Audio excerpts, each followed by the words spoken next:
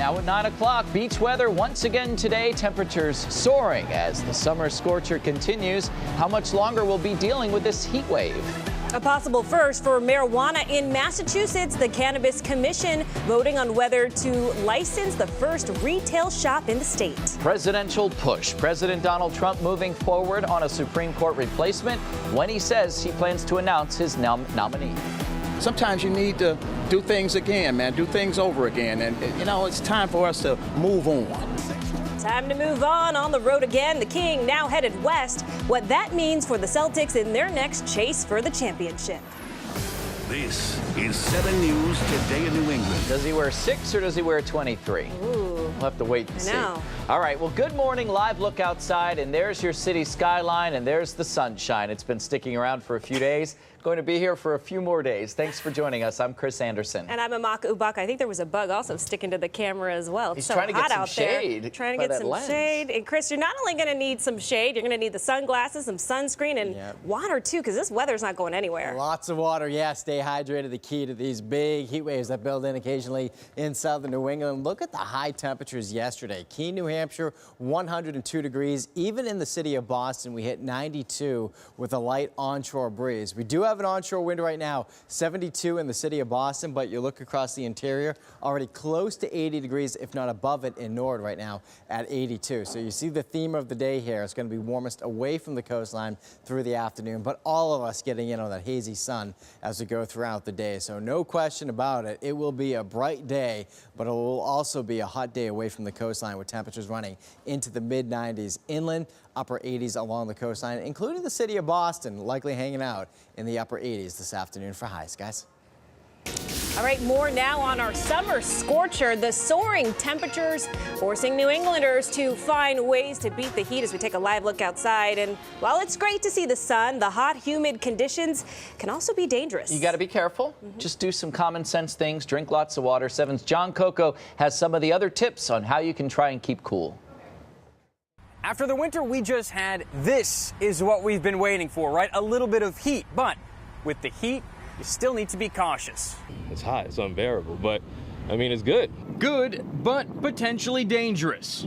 We're declaring a heat emergency in the city of Boston. While many people are hitting the beach to ride out the heat wave. Wonderful. It's beautiful out here. The waves are perfect. The water is perfect. The people are so nice and inviting, and there's always something to do.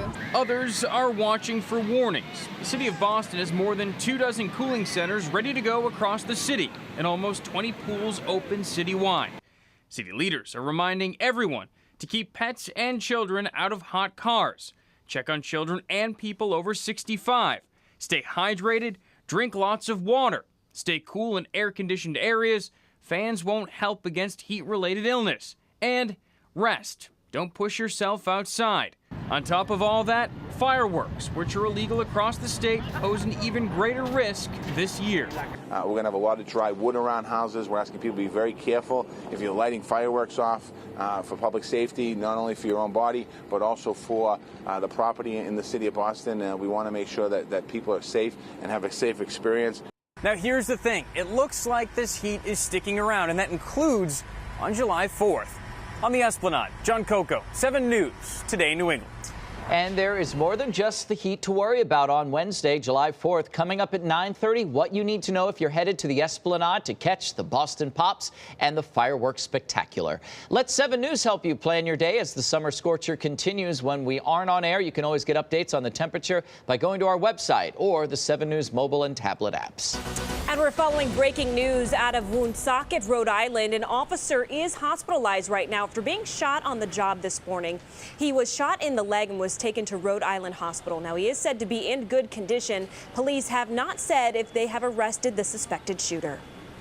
And a possible first for marijuana here in Massachusetts. Today, the State Cannabis Control Commission will vote on whether a Leicester business will become the first licensed marijuana retail shop. 7's Matt Rascone is live this morning with the details. Matt. Yeah, Maka, those retail sales for marijuana were supposed to start yesterday, July 1st. Clearly, the state is not there yet, but it could be one step closer after a vote today on the first pot shop license. Massachusetts voters legalized it in 2016, and today the Cannabis Control Commission will vote on whether to issue the state's first license to sell recreational pot. Child resistant, it's clearly labeled. To Cultivate Holdings in Leicester, 25-year-old Sam Barber launched the business as a medical marijuana facility, but the company hopes to expand it to growing, processing, and selling marijuana as the first licensed retail shop. Seeing a new market is extremely rare. And something that I felt, this could be an opportunity. And he isn't alone. Inside the kitchen at Sierra Naturals, they're cooking up hard candy infused with THC, the ingredient that gives you that high. You can eat marijuana, you can drop it under your tongue on a tincture, you can wear it as a patch. Michael Dundas is CEO of Sierra Naturals. In June, it became the first company licensed to grow up to 20,000 square feet of marijuana for adult use. And you're going to find that no two strains are alike. Last week, Orleans town officials toured the facility after the community voted down a proposed pot ban earlier this year. For us to really make educated decisions, we need to know the process. But even if companies like Cultivate get the green light, there are still some obstacles. But Barber says it will be worth the wait. When I got into this, was trying to have people take a second look at something they always thought was taboo. And state marijuana regulators are set to meet here at 10:30 today for that vote. Reporting live downtown, Matt Rascon, 7 News, Today New England. A deadly shooting in Brighton, and now police are searching for whoever pulled the trigger. It happened Saturday, where police say 2 people were shot in the area of Faneuil and Brackett Streets. Both victims died on the scene. Police say that the victims are a 26-year-old man from Brighton and a 27-year-old man from Cambridge. They are still trying to figure out what led up to this shooting. A firefighter is recovering this morning after battling this fire in Dorchester, and you can see the intense flames there right on the top of the building early Sunday morning. Witnesses say a neighbor alerted people inside to get out. Authorities are still investigating what caused that fire. And the immigration battle continuing this morning. Massachusetts Senator Ed Markey is on the U.S.-Mexico border. Senator Markey traveled to the border this weekend to visit detention facilities in Texas.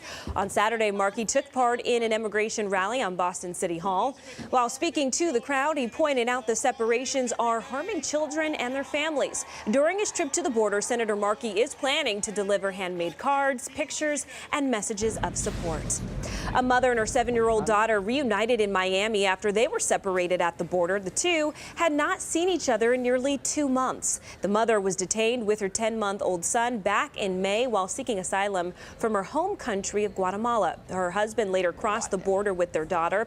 The family is now waiting to hear from immigration officials about their asylum request. On the president's agenda today, nominating the next Supreme Court justice, President Donald Trump and his staff meeting with potential picks this week. He is planning on moving quickly to replace Justice Anthony Kennedy, even as some Democrats want to wait until after the midterm elections are complete. 7's Jennifer Egan following these developments and is here now with more. And Chris, President Trump says he plans to announce his Supreme Court pick by next week, and there are some issues that have both Democrats and Republicans concerned about who the president might choose.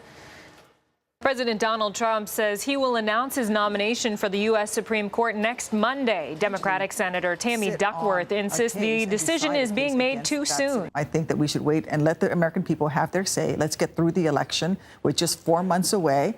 That's not a long time. And then let's take a look at these nominees. Last week, Duckworth retweeted Senate Majority Leader Mitch McConnell's words from 2016 when Republican leadership refused to consider a replacement for Justice Antonin Scalia. This is not 2016. McConnell has said the presidential election at the end of Barack Obama's presidency was different than the upcoming midterms. We're right in the middle of this president's very first term. Republican Senator Susan Collins has at times voted with the Democrats. She's one of 6 senators, including 3 red state Democrats, who met with Trump last week and who could be key to the confirmation of any Supreme Court justice. I want a judge who will apply the law to the facts of the case with fidelity to the Constitution. Roe v. Wade is a constitutional right that is well established. Senator Collins went on to say she also told President Trump to broaden his current list of candidates to replace Justice Kennedy. Back over to you.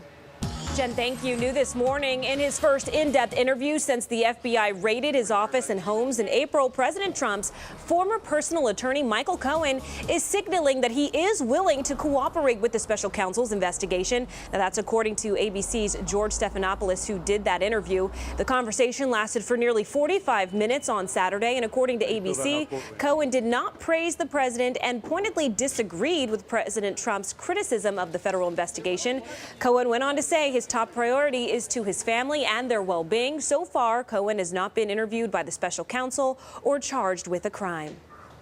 A candidate is celebrating a historic win in the Mexican presidential election. Leftist candidate Andrés Manuel López Obrador beat out 3 other candidates. For this spot, he won more than 50% of the vote. Huge crowds gathered all across the capital celebrating this big win. President Trump congratulated Obrador on his victory on Twitter.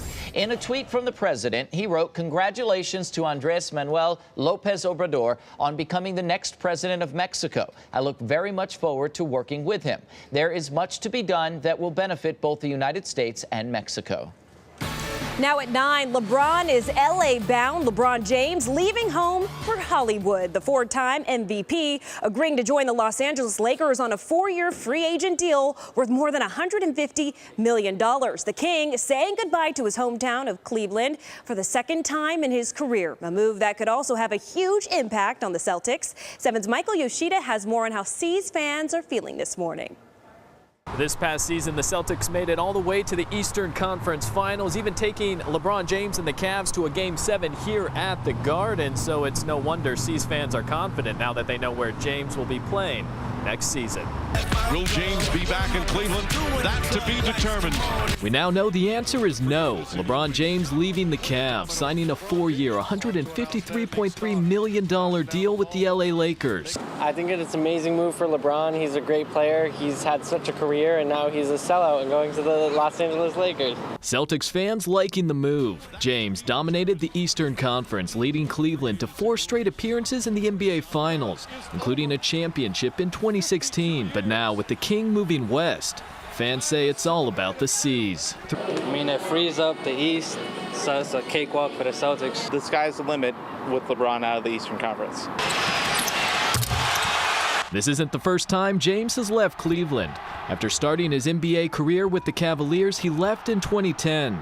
In this fall, I'm going to take my talents to South Beach and join the Miami Heat. After a few years and 2 titles in Miami, James would move again, this time heading back to Cleveland. But after 4 years, the homecoming is over, and he's taking his talents to LA. A decision that C's fans can live with, saying with a young core of Jaylen Brown and Jason Tatum, combined with veterans Gordon Hayward and Kyrie Irving, the power in the East is shifting from the Cavs to the C's. The finals, it's theirs to lose. As long as they stay healthy, they got all the pieces. And James' move is impacting odds makers and their pick for who's going to win the NBA title. The Cavaliers now without James at 500-1 odds. The Warriors remain on top, and the Lakers and Celtics now in the 2 spot at odds at 7-2. Reporting in Boston, Michael Yoshida, 7 News, today in New England. Celtics, 76ers, some teams in the East on the rise. Woo, it's going to be a fun season next year. All right, there is so much more still ahead on 7 News Today in New England. Effective today, some changes to city parking. Why some violations will now cost you even more money. And a miracle rescue at sea. The crew of a cruise ship saving a man who had been presumed dead. Heat wave continuing for many towns and cities throughout the day as we expect more hazy sun to prevail as we get into the afternoon. Taking a live look in the city of Boston. What you don't see, onshore wind. It'll keep it coolest at the coastline. We'll talk more about that coming up. And you're not going to see a lot of traffic out there this morning, too. It should be an easy commute, but we do have some problems. I'll have details after the break. With meteorologist Chris Lambert. 9:16 on this Monday morning, picking up right where we left off over the weekend, and that means hazy, hot, and humid weather, although some of us now back to work and do have to endure working outside. If you do, just take it easy, hydrate, lots of water breaks as we go throughout the day. 72 in Boston. You notice the wind is out of the east, so it will be coolest along the coastline as we go through much of the day, but warming up quickly inland. In fact, already up to 82 degrees in Norwood, 79 in Bedford, on our way well up past 90 degrees later on today. There's your wind coming in at Logan Airport at 13 miles an hour. Even if it's 72 in Boston right now, likely a few degrees warmer where the buildings are and where we, go to work and hang out in the Boston Common, just about a mile or two away from Logan Airport as the crow flies. Dew point levels running close to 70 right now.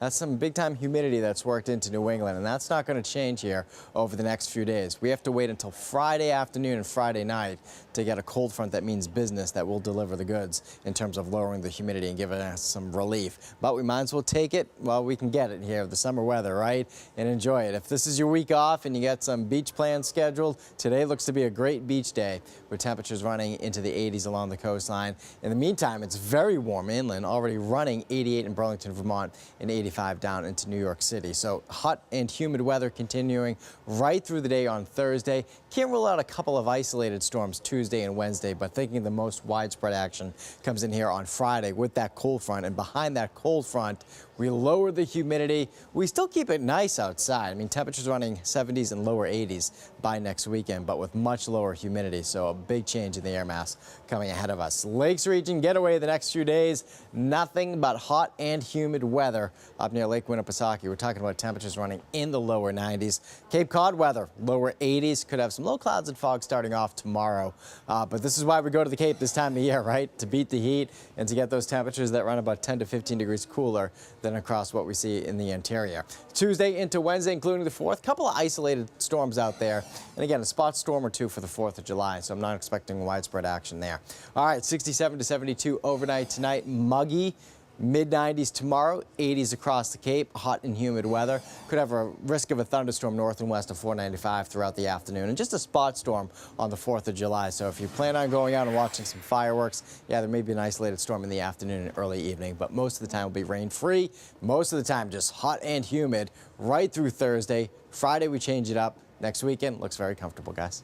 All right, sounds good, Chris. Thank you. Time now for Fast Track Traffic on this Monday morning. Here's Elena Pinto. Maka, good morning. Good morning, everybody. I do want to start with the Greenbush line. Actually, expect delays on all of the trains so far this morning. There's a local power outage in that area. We're seeing delays of up to 40 minutes right now. So just keep that in mind. If you are taking the other trains, they're fine, and every train on the T is operating on time. For your commute, if you're driving in, it should be pretty easy this morning. The expressway is really the only roadway where we are seeing stop and go action, but everywhere else it's very green out there, so this is a nice break for you. Usually, or for the whole week, I would say it's going to be like this. Hopefully, let's keep our fingers crossed. Your drive time on the expressway right now, about 25 minutes, 25 to 30 minutes, 15 on the Pike and almost 15 on 93. Also on 7, a remarkable rescue after a cruise ship worker goes overboard in the Gulf of Mexico. You can imagine how scary it was for the man. He was feared dead until he was saved at sea by members on board another passing cruise ship. 7's Omar Lewis has this story. Oh, yeah.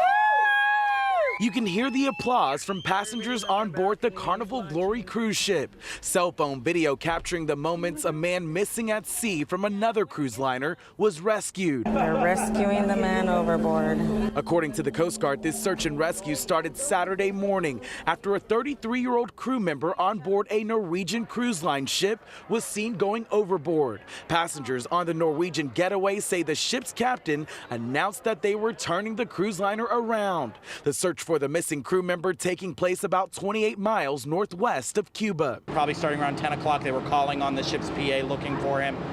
And around 1 o'clock, they turned the boat around. The captain came on the PA. Coast Guard crews joining in on the search, spending hours scouring more than 1,600 square miles in the Gulf of Mexico. By nightfall, the search was suspended and the crew member presumed dead. We did do a search pattern for about 2 hours, and then they turned back around 9 p.m. They turned the ship around and started heading back home again. But then miraculously, Sunday morning, as the Carnival Glory sailed by Cuba, the man was spotted in the ocean by a cabin steward and rescued by the crew. Carnival releasing a statement Sunday that reads in part, "This is nothing short of miraculous. Kudos to the Carnival Glory team for this amazing effort to rescue a fellow seafarer." We will again continue to keep you updated with any information that we receive in the meantime.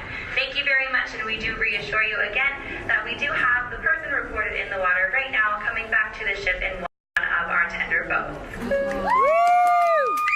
Omar Lewis, 7 News. Wow. Well-deserved applause for that incredible rescue. And nobody happier than that man Yeah. who was saved at sea. Very scary, very lucky. All right, coming up next on 7 News Today in New England, a disturbing discovery. Take a look at this. Beverly police found this stash of more than 100 homemade explosive devices. And after the break, we'll hear from the man caught on camera taking this wild ride in Florida.